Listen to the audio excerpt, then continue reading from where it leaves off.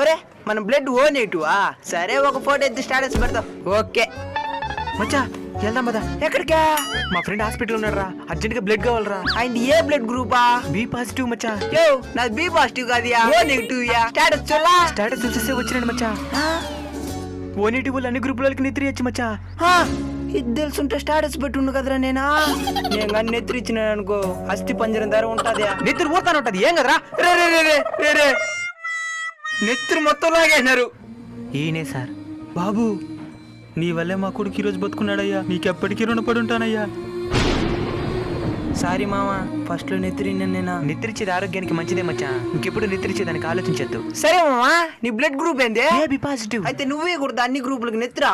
మనం అన్ని గ్రూపుల నుంచి నిద్ర తీసుకుంటాం, కానీ ఒక సొక్కు నిద్ర కూడా ఎవరికి మా అంతా నీ పోలికలు వచ్చినాయి నీ నెత్తిరికి కూడా.